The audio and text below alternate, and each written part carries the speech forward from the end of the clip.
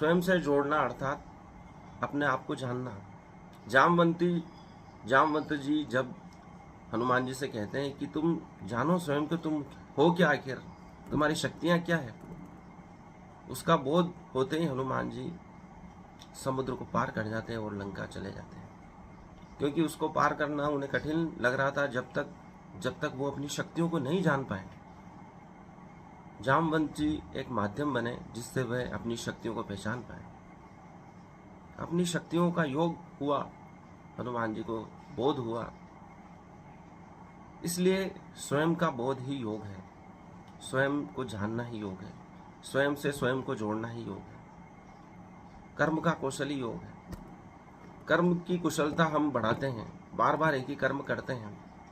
जैसे अर्जुन तीर चलाने का अभ्यास प्रतिदिन करता था, लेकिन उससे बोर नहीं होता है, क्योंकि उसके मन में एक विचार है कि इसमें मुझे कुशलता प्राप्त करनी है, और कुशलता प्राप्त करनी है, और कुशलता प्राप्त करनी है। जैसे सर्कस में मोटरसाइकिल चलाने वाला मौत के कुएं में जिस कुशलता से चलाता है और उसकी दीवारें पर चलाते हुए गाड़ी को गिरने नहीं देता है, वैसी ही कुशलता पूरे जीवन में हर मनुष्य को रखनी पड़ती है। हर क्षण मृत्यु है, लेकिन हम कुशलता से किसी कर्म को करते हैं, कुशलता से जीवन जीते हैं, तो हम उन दुर्घटनाओं से बच सकते हैं जो मृत्यु कारक हैं, जो दुर्घटना कारक हैं। यही कुशलता योग कहलाती है।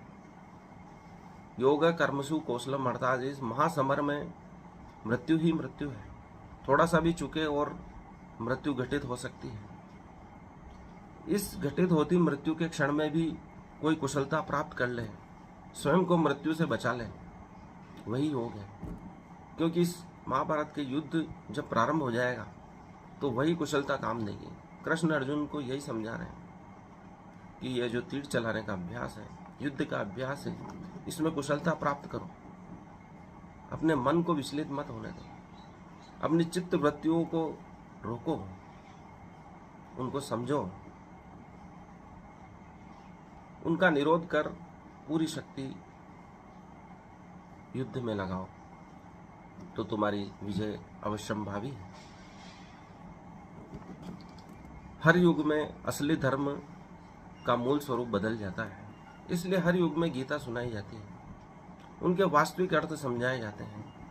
कृष्ण अर्जुन से कहते हैं कि यह गीता मैंने पूर्व काल में सूर्य को सुनाई थी। सूर्य से मनु तक पहुंची और मनु से इक्ष्वाकु तक पहुंची, इक्ष्वाकु राजा तक पहुंची। उसके बाद यह लुप्त हो गया,